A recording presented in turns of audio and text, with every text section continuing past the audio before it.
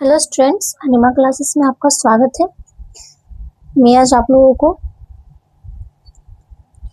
Class 8 civics का part 2 भारतीय संविधान के आधारभूत मूल्य, इस चैप्टर के सारे प्रश्न उत्तर, फिल इन द ब्लैंक्स, सारा कुछ करवाऊंगी।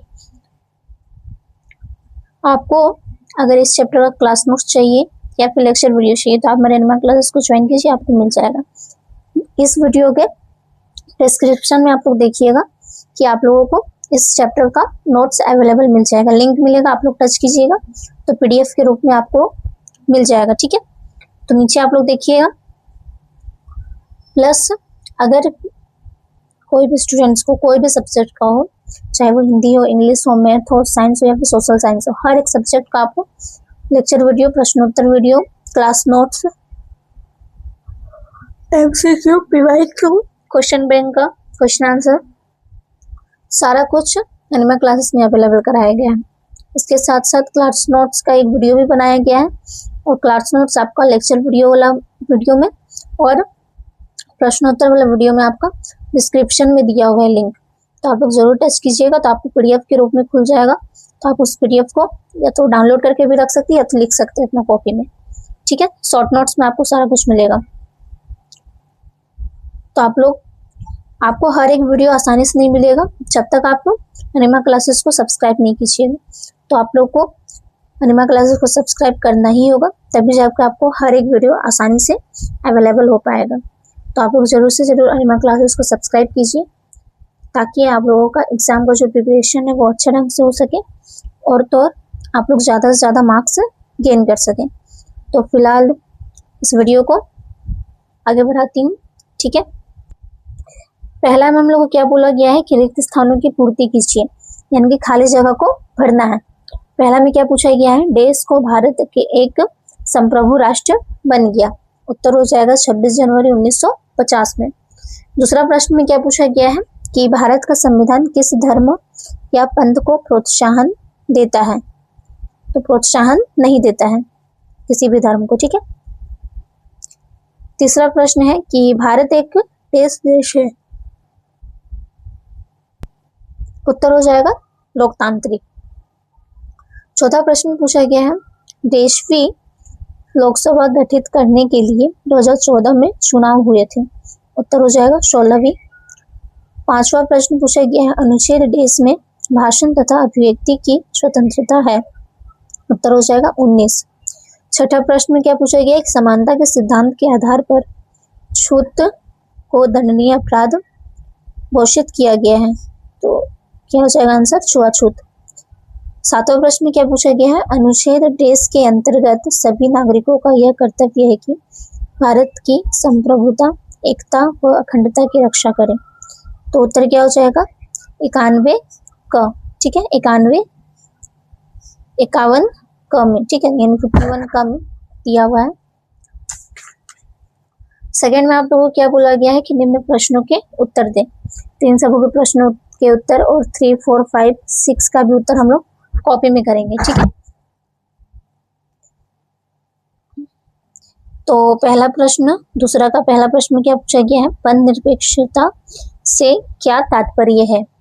तो उत्तर आपका हो जाएगा कि पंथ निरपेक्षता का शाब्दिक अर्थ है धर्म के प्रति निरपेक्ष भाव का होना, अर्थात राज्य धार्मिक मामले में तटस्थ रहेगा। धर्म को राज्य से अलग रखने की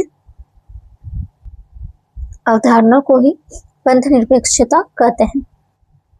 दूसरा प्रश्न में क्या पूछा गया है कि भारत में लोकतंत्र है कैसे। उत्तर हो जाएगा लोकतंत्र का तात्पर्य है जनता द्वारा राजशक्ति का प्रयोग।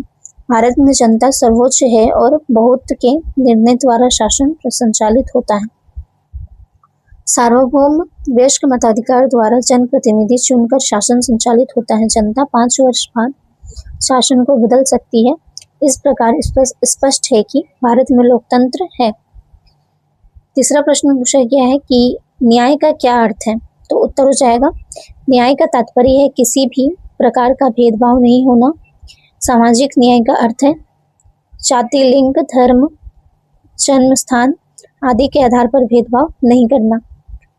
धार्मिक न्याय का तात्पर्य है उत्पादन की समुचित वितरण, सबों को समान रूप से जीविका उपलब्ध करना और मानव कार्य के लिए समान मजदूरी देना।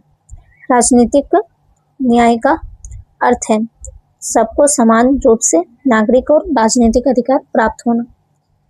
चौथा नंबर में क्या पूछा गया है कि व्यक्ति की गरिमा की रक्षा के लिए संविधान में क्या प्रावधान किए गए हैं। तो उत्तर हो जाएगा आपका व्यक्ति की गरिमा की रक्षा के लिए संविधान में कई प्रावधान किए गए हैं। बंधुत्व, स्वतंत्रता, समानता आदि मूल अधिकार दिए गए हैं। सभी नागरिकों को जीविका के पर्याप्त साधन, काम की न्यायसंगत एवं मानवोचित दशाएं उपलब्ध कराना सरकार का दायित्व बनाया गया है। अनुच्छेद 17 तथा 32 भी व्यक्ति की गरिमा की अभिवृद्धि में सहायक है।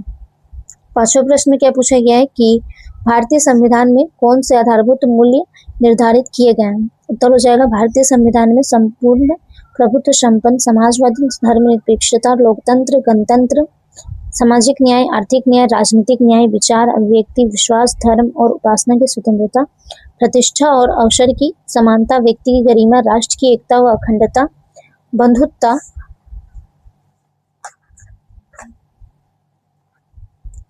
आदि आधारभूत मूल्य निर्धारित किए गए हैं। ठीक है।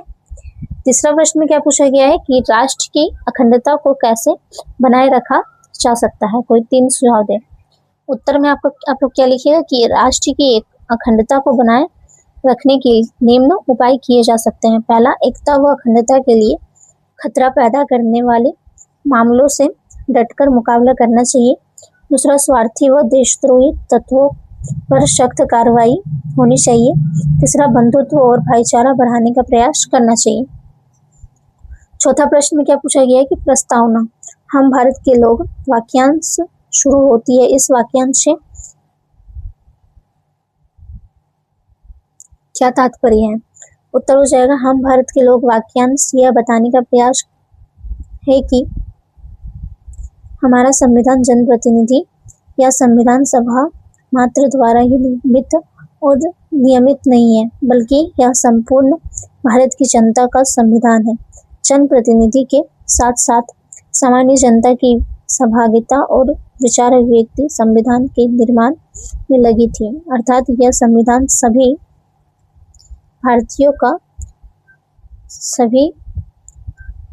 भारतीयों के लिए है। पांचवा प्रश्न क्या पूछा गया है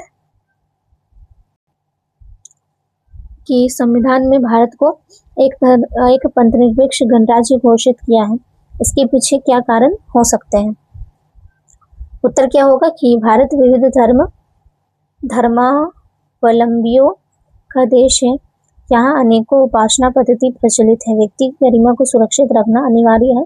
स्वतंत्रता, समानता, बंधुत्व आदि आदर्श राजकीय धर्म रहने पर संभव नहीं है। यह राष्ट्रीय एकता की और अखंडता के लिए भी खतरा है। इन्हीं सब कारणों से संविधान में भारत को एक पंथनिरपेक्ष राज्य घोषित किया गया है।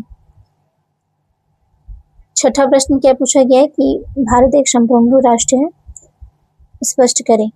उत्तर हो जाएगा संप्रभु राष्ट्र का तात्पर्य है उस राष्ट्र के आंतरिक और विदेश मामलों में किसी अन्य राष्ट्र का दखल नहीं होना चाहिए। आंतरिक तथा विदेश मामलों में भारत सरकार सार्वभौम और स्वतंत्र है। विधि की दृष्टि से भारत में के ऊपर न तो किसी आंतरिक शक्ति का दबाव है और न किसी बाहरी शक्ति का। इस चैप्टर का नोट्स आप लोग डिस्क्रिप्शन से देख लीजिएगा। ठीक है, पीडीएफ के रूप में है, लिंक को टच कीजिएगा, आपको मिल जाएगा। शक्ति का भारतीय स्वतंत्रता अधिनियम पारित होते ही 15 अगस्त 1947 को भारत एक संप्रभु राष्ट्र बन गया। तो आज मैं आप लोगों को इस चैप्टर के सारे प्रश्नोत्तर, फिल इन द ब्लैंक सारा कुछ करवा चुकी हूँ। मैं बार बार बोल रही हूँ कि आप लोग डिस्क्रिप्शन से इसका नोट्स को लिख लीजिएगा। आशा करती हूँ कि आपको मेरा वीडियो पसंद आया होगा। धन्यवाद।